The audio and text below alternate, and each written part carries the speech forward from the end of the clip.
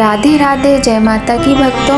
आप सभी का स्वागत करती हूँ स्पिरिचुअल ज्ञान साधना में और आप सभी से अनुरोध करती हूँ कि स्पिरिचुअल ज्ञान साधना को सब्सक्राइब कर लीजिए और बेल आइकन को प्रेस कर दीजिए ताकि आपको नई नई वीडियोस का नोटिफिकेशन मिल।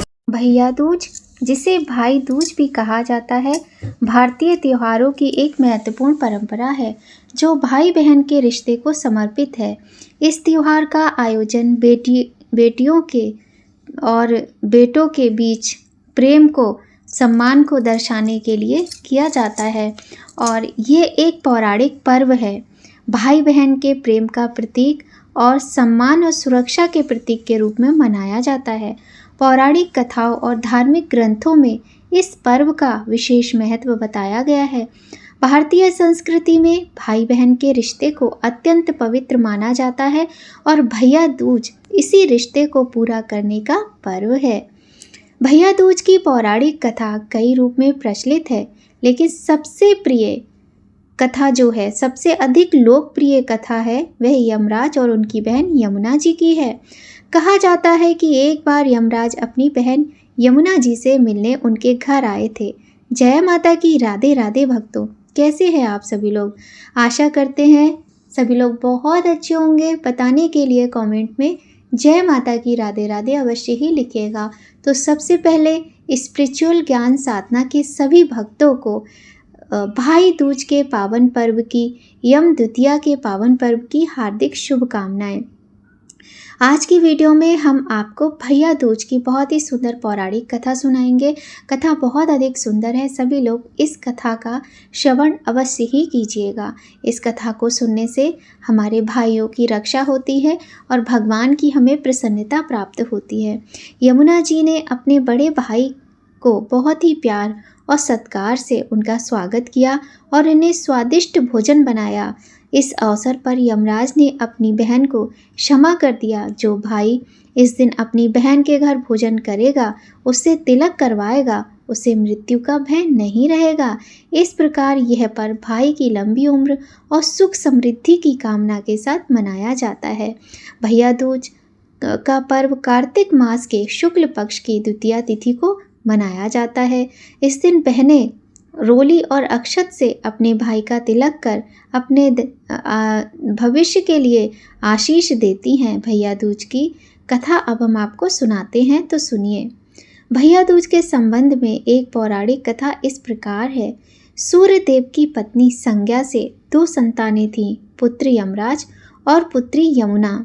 सूर्य का तेज सहन न कर पाने के कारण अपनी छाया मूर्ति का निर्माण कर उन्हें ही अपनी पुत्र पुत्री को समर्पित करके वहाँ से चली गईं। छाया को यम और यमुना से अत्यधिक लगाव तो नहीं था, यद्यपि यमुना अपने भाई यमराज से बड़ा स्नेह करती थी। यमुना अपने भाई यमराज के यहाँ जाती और उनके सुख दुख की बातें पूछती तथा यमुना यमराज को अपने घर पर आने के लिए भी आमंत्रित करती। यद्यपि व्यस्तता तथा अत्यधिक दायित्व के कारण वे उनके घर नहीं जा सकते थे। एक बार कार्तिक शुक्ल द्वितीया को यमराज अपनी बहन यमुना के घर अचानक पहुँचे। बहन के घर जाते समय यमराज ने नरक में निवास करने वाले जीवों को मुक्त कर दिया। बहन यमुना ने अपने सहोदर भाई का बड़ा आदर सत्कार किया। विविध व्यंजन उन्हें भोजनशाला तथा भाल पर तिलक से युक्त बनाते हैं। जब वे वहाँ से चलने लगे तब उन्होंने यमुना से किसी भी मनोवांछित वर मांगने का अनुरोध किया। यमुना ने उनके आग्रह को देखकर कहा, भैया यदि आप मुझे वर देना चाहते हैं तो यही वर दीजिए कि आज के दिन प्रतिवर्ष आप मेरे यहाँ आएंगे और मेरा आभार स्वीकार करेंगे। इसी प्रकार जो भी भाई अपनी बहन के घर जाकर उससे तिलक करवाएगा और उसका हाथों का बनाया हुआ भोजन करेगा, उसे आपका भय ना रहे। इसी के साथ उन्होंने यह भी कहा कि इस दिन भाई बहन यमुना नदी में यदि डुबकी लगाएंगे तो वे यमराज के प्रकोप से बच जाएंगे। यमुना की प्रार्थना को यमराज ने स्वीकार कर लिया। भाई बहन का यह त्यौहार तभी से मनाया जाने लगा। भाई दूज त्यौहार का मुख्य उद्देश्य भाई बहन के मध्य सद्भावना तथा एक दूसरे के प्रति निष्ठावान प्रेम को प्रोत्साहित करना है। भाई दूज के दिन ही 5 दिनों तक चलने वाला त्योहार पंच दीपोत्सव का भी समापन होता है। आज के दिन अगर अपनी बहन ना हो तो ममेरी, फुफेरी, मौसेरी बहनों को उपहार देकर भगवान का आशीष प्राप्त कर सकते हैं। जो पुरुष यम द्वितीया को बहन के हाथ का भोजन खाता है उसे धर्म, धन, अर्थ, आयुष और विविध प्रकार के सुख मिलते हैं। साथ ही यम द्वितीया के दिन शाम को घर में बत्ती जलाने से पहले घर के बाहर 4 बत्तियों से युक्त दिया जलाकर दीपदान करना अत्यधिक फलदायी माना गया है। भाई दूज एवं रक्षाबंधन भाई बहन के मनाए जाने वाले पर्व हैं। दोनों में पूजा करने के नियम भी लगभग समान हैं। भैया दूज का पावन पर्व भारतीय संस्कृति और परिवार की महत्ता को उजागर करता है। यह त्यौहार केवल एक परंपरा नहीं है बल्कि भाई बहन के अभिन्न प्रेम और समर्पण का प्रतीक है। पौराणिक कथाओं में हमें न केवल इस पर्व का धार्मिक महत्व बताया गया है बल्कि भाई बहन के रिश्ते की गहराई और उनकी सामाजिक भूमिका को भी समझाया गया है। तो भक्तों, आज भाई दूज की ये पौराणिक कथा आपको कैसी लगी कमेंट करके ज़रूर बताइएगा। अगर थोड़ी भी अच्छी लगी हो तो कहानी को लाइक ज़रूर कर दीजिएगा और हाँ, कमेंट में जय माता की राधे राधे अवश्य ही लिखिएगा। अब आपको हम एक बहुत ही सुंदर भाई दूज की लोक कथा सुनाते हैं। एक बुढ़िया माई थी, उनके 7 बेटे थे और एक बेटी थी। बेटी की शादी हो चुकी थी। जब भी उनके बेटे की शादी होती, फेरों के समय एक नाग आता और उनके बेटों को डस लेता था। बेटे की मृत्यु से वह बहुत दुखी थी और बहू विधवा हो जाती। इस तरह उनके 6 बेटे मर गए। 7वें की शादी होनी बाकी थी। इस तरह अपने बेटों के जाने से दुख से बुढ़िया माई रो रो के अंधी हो गई थी। भाई दूज आने को हुई तो भाई ने कहा, मैं बहन से तिलक कराने जाऊंगा। माँ ने कहा, चलो ठीक है। उधर जब बहन को पता चला कि उसका भाई आ रहा है तो वह खुशी से पागल होकर पड़ोसन के गई और पूछने लगी कि जब बहुत प्यारा भाई घर पर आए तो क्या बनाना चाहिए।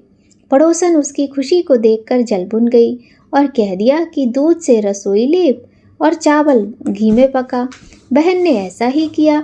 उधर भाई जब बहन के घर जा रहा था तो रास्ते में उसे सांप मिला। सांप उसे डसने को हुआ।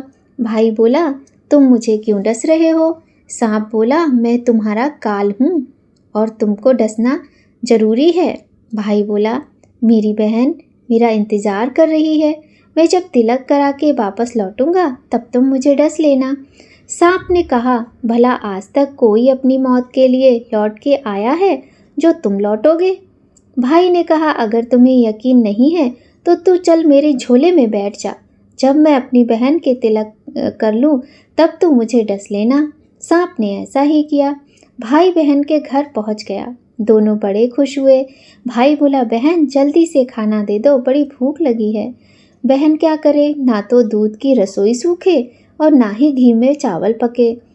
भाई ने पूछा, बहन इतनी देर आखिर लग क्यों रही है? तू क्या पका रही है मेरे लिए ऐसा? तब बहन ने बताया कि ऐसे ऐसे मैंने किया है। भाई बोला, पगली, कहीं घी में भी चावल पके हैं? दूध से कोई रसोई कैसे लीप सकता है? अरे गोबर से रसोई लीप और दूध में चावल पका। अब बहन ने ऐसा ही किया। खाना खा के भाई को बहुत जोर की नींद आने लगी। इतने में बहन के बच्चे आगे बोले, मामा मामा हमारे लिए क्या लाए हो? भाई बोला, मैं तो कुछ नहीं लाया। बच्चों ने वह झोला ले लिया जिसमें सांप था। जैसे ही उसे खोला उसमें से हीरे का हार निकला। बहन ने कहा, भैया तूने बताया नहीं कि तू मेरे लिए इतना सुंदर हार लाया है। भाई बोला, बहना तुझे पसंद है तो तू ले ले, मुझे हार का क्या करना। अगले दिन भाई बोला, अब मुझे जाना है, मेरे लिए खाना रख दे। बहन ने उसके लिए लड्डू बना के एक डिब्बे में भर के रख दिए। भाई कुछ दूर जाकर थककर एक पेड़ के नीचे सो गया। उधर बहन के बच्चे जब उन्हें भूख लगी तो उन्होंने माँ से कहा, खाना दे दो। माँ ने कहा, खाना बनने में अभी देर है। तो बच्चे बोले कि मामा जो रखा है वही दे दो। तो वह बोली कि लड्डू बनाने के लिए बाजरा पीसा था, वही बचा पड़ा है, चक्की में जाकर खा लो। बच्चों ने देखा कि चक्की में तो सांप की हड्डियां पड़ी हैं। यह बात माँ को आकर बताई तो वह बावली सी होकर भाई के पीछे भागी। रास्ते भर लोगों से पूछती, किसी ने मेरे भाई को देखा, किसी ने मेरे भाई को देखा, किसी ने मेरे बावला सा भाई देखा। तब एक ने बताया, कोई लेटा तो है पेड़ के नीचे, देख ले, कहीं वही तो तेरा भाई नहीं। भागी भागी पेड़ के नीचे पहुंची, अपने भाई को नींद से उठाया।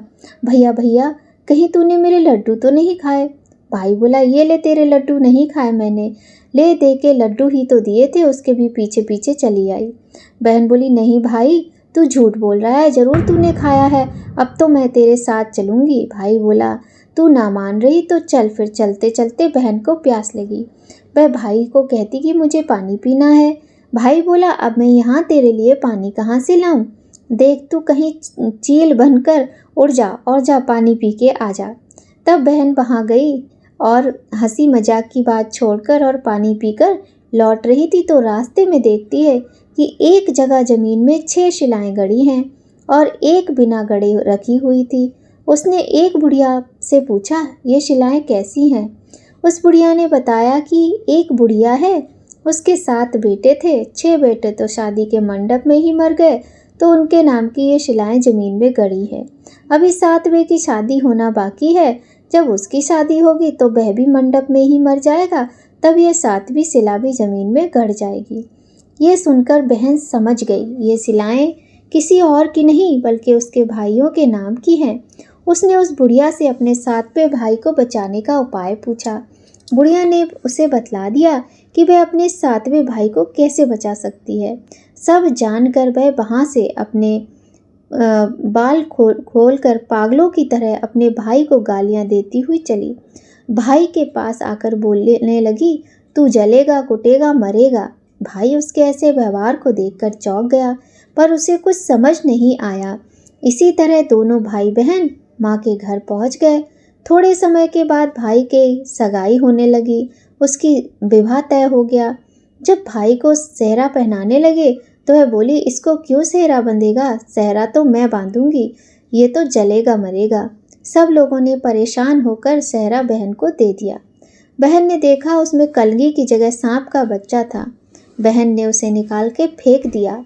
अब जब भाई घोड़ी चढ़ने लगा तो बहन फिर बोली, ये घोड़ी पर क्यों चढ़ेगा? घोड़ी पर तो मैं चढ़ूंगी, ये तो जलेगा मरेगा, उसकी लाश को चील कौवे खाएंगे। सब लोग बहुत परेशान, सब ने उसे घोड़ी पर चढ़ने दिया। अब जब बारात चलने की हुई तब बहन बोली, ये क्यों दरवाजे से निकलेगा? ये तो पीछे के रास्ते से जाएगा, दरवाजे से तो मैं निकलूंगी। जब वह दरवाजे के नीचे से जा रही थी तो दरवाजा अचानक गिरने लगा। बहन ने एक ईंट उठाकर अपनी चुनरी में रख ली। दरवाजा वहीं का वहीं रुक गया। सब लोगों को बड़ा अचंभा हुआ। रास्ते में एक जगह बारात रुकी तो भाई को पीपल के पेड़ के नीचे खड़ा कर दिया। बहन कहने लगी, ये क्यों छाँव में खड़ा होगा? ये तो धूप में खड़ा रहेगा, छाँव में मैं खड़ी होंगी। जैसे ही बहन पेड़ के नीचे खड़ी हुई, पेड़ गिरने लगा। बहन ने एक पत्ता तोड़कर अपनी चुनरी में रख लिया। पेड़ वहीं के वहीं रुक गया। अब तो सबको विश्वास हो गया कि बावली कोई जादू टोना सीख कर आई है जो बार बार अपने भाई की रक्षा कर रही है। ऐसा करते करते फेरों का समय आ गया। जब दुल्हन आई तो उसने दुल्हन के कान में कहा, अब तक तो मैंने तेरे पति को बचा लिया, अब तू ही अपने पति को और साथ ही अपने मरे हुए जेठों को भी बचा सकती है। फेरों के समय एक नाग आया। वो जैसे ही दूल्हे को डसने को हुआ, दुल्हन ने उसे एक लोटे में भर के ऊपर से प्लेट से बंद कर दिया। थोड़ी देर बाद नागिन लहर लहर करती आई। दुल्हन से बोली, तू मेरा पति छोड़। दुल्हन बोली, पहले तू मेरा पति छोड़। नागिन ने कहा, ठीक है, मैंने तेरा पति छोड़ा। दुल्हन बोली, ऐसे नहीं, पहले 3 बार बोल। नागिन ने 3 बार बोला। फिर बोली, अब मेरे पति को छोड़। दुल्हन बोली, एक मेरे पति से क्या होगा? हंसने बोलने के लिए जेठ भी तो होने चाहिए, एक जेठ भी छोड़। नागिन ने जेठ के भी प्राण दे दिए। फिर दुल्हन ने कहा, एक जेठ से लड़ाई हो गई तो एक और जेठ, वो विदेश चला गया तो तीसरा जेठ भी छोड़। इस तरह एक एक करके दुल्हन ने अपने 6 जेठ जीवित करा लिए। उधर रो रो के बुढ़िया माई का बुरा हाल था कि अब तो 7वां बेटा भी बाकी बेटों की तरह चला जाएगा। गांव वालों ने उसे बताया कि उसके 7 बेटे और बहुएं आ रहे हैं, तो बुढ़िया माई को विश्वास नहीं हुआ। बुढ़िया माई बोली, अगर ये बात सच हो तो मेरी आंखों की रोशनी वापस आ जाए और मेरे सीने से दूध की धार बहने लगे। ऐसा ही हुआ। अपने सारे बहू बेटों को देखकर वह बुढ़िया माई इतनी खुश हुई कि बस क्या बताया जाए। यह सब तो मेरी बाबली का किया है, कहाँ है मेरी बेटी? ऐसा बुढ़िया माई ने कहा। सब बहन को ढूंढने लगे। देखा तो वह भूसे की कोठरी में सो रही थी। जब उसे पता चला कि उसका भाई सही सलामत है तो वह अपने घर को चली। उसके पीछे सारी लक्ष्मी भी जाने लगी। बुढ़िया माई ने कहा, बेटी पीछे मुड़ के देख, तू सारी लक्ष्मी ले जाएगी तो तेरे भाई भाभी क्या खाएंगे?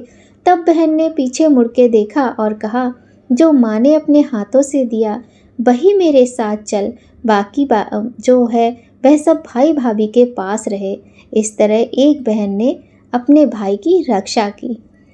तो ये बहुत ही सुंदर भैया दूज की कथा आपको कैसी लगी? यदि कथा आपको थोड़ी भी अच्छी लगी हो तो कथा को लाइक अवश्य करें, और ऐसी ही कथा कहानियों को सुनने के लिए स्पिरिचुअल ज्ञान साधना को सब्सक्राइब कर लीजिए और बेल आइकन को प्रेस कर दीजिए। तो मिलते हैं आपसे बहुत ही सुंदर नेक्स्ट वीडियो में। तब तक सभी लोग अपना ख्याल रखिए, खुश रहिए, स्वस्थ रहिए। भगवान का आशीर्वाद आप सभी को मिलता रहे। सभी बहनों के भाइयों की ईश्वर रक्षा करें, ऐसी कामना के साथ आज की वीडियो में बस यहीं तक। आप सभी को भाई दूज के पावन पर्व की हार्दिक शुभकामनाएं। जय माता की। राधे राधे।